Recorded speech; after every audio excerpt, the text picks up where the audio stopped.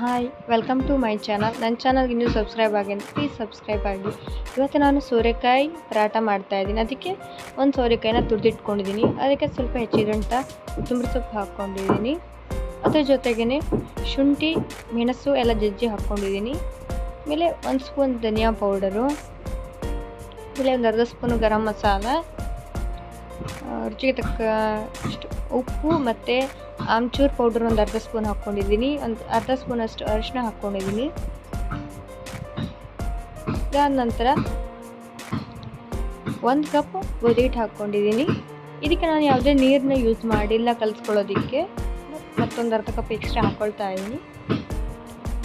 ಈಗ ಸೋರೆಕಾಯಲ್ಲಿ ನೀರಿನ ಅಂಶ ಇರುತ್ತಲ್ವ, ಅದೇ ನೀರಿನಲ್ಲೇ ನಾನು ಚೆನ್ನಾಗಿ ಕಲಿಸ್ಕೊಂಡಿದ್ದೀನಿ. ಎಕ್ಸ್ಟ್ರಾ ನೀರನ್ನ ನನಗೆ ಬೇಕಾಗಲಿಲ್ಲ, ಬೇಕಾದರೆ ಸ್ವಲ್ಪ ಹಾಕ್ಕೋಬೋದು ಅಷ್ಟೇ.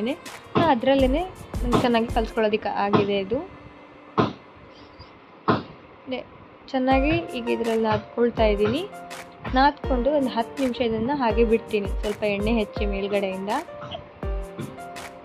ಕವರ್ ಮಾಡಿ ಒಂದು 10 ನಿಮಿಷ ಇದನ್ನು ಹಾಗೆ ಬಿಡ್ತೀನಿ.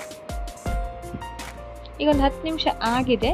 ಇದನ್ನು ಮತ್ತೆ ಒಂದು 2 ನಿಮಿಷ ಚೆನ್ನಾಗಿ ನಾದ್ಕೊಳ್ತೀನಿ. ನಾದ್ಕೊಂಡು ಈಗ ಚಪಾತಿಗಳು ಎಷ್ಟು ತೊಗೊಳ್ತೀವೋ ಅಷ್ಟೇ ತೊಗೊಂಡು ಇದನ್ನು ಹಿಟ್ಟಿನಲ್ಲಿ ಲಟ್ಸ್ಕೊಳ್ತೀನಿ.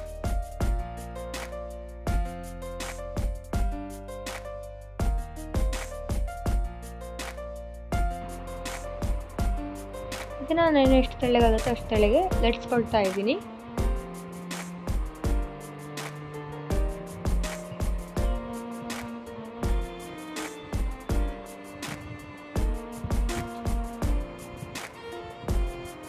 ಈಗ ಲಟ್ಸ್ಕೊಂಡಿದ್ದೀನಿ. ತವಾನ ಬಿಸಿ ಆಗೋದಕ್ಕೆ ಮೊದಲೇ ಇಟ್ಕೊಂಡಿದ್ದೀನಿ. ಈಗ ತವದ ಮೇಲೆ ಹಾಕ್ಕೊಳ್ತಾ ಇದ್ದೀನಿ. ಇದಕ್ಕೆ ಸುತ್ತಲೂ ಬಬಲ್ಸ್ ಬರೋಕ್ಕೆ ಸ್ಟಾರ್ಟ್ ಆದಮೇಲೆ ತಿರುಗಿ ಹಾಕ್ಕೊಳ್ತೀನಿ.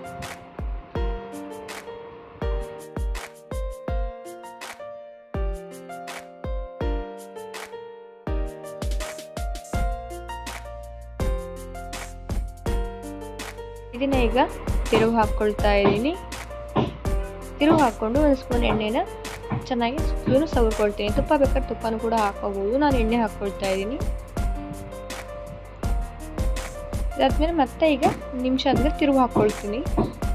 ತಿರುಗಿ ಹಾಕ್ಕೊಂಡು ಈ ಸೈಡ್ ಕೂಡ 1 ಸ್ಪೂನ್ ಎಣ್ಣೆ ಹಾಕ್ಕೊಳ್ತಾ ಇದ್ದೀನಿ.